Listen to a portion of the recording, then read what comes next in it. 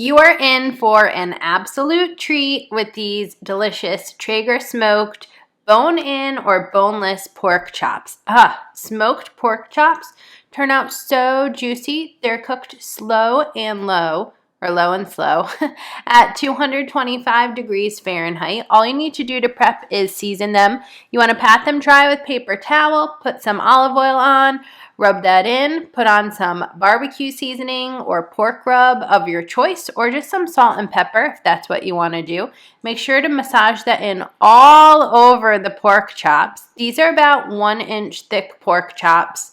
Obviously, the thicker the pork chop, the longer it'll take to cook.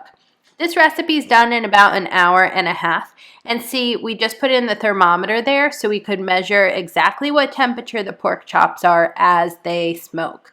All right, so into the smoker goes the pork chops, and then I had a little room and I had these delicious fresh peaches to put. So I just have them and put them on the side with a little bit of brown sugar on them. Ooh, so good. Okay, the peaches were done first, so I popped those off. Now, the sweetness of the peach is really good with something like a pork chop, but you could also serve pork chops with barbecue sauce or applesauce on the side.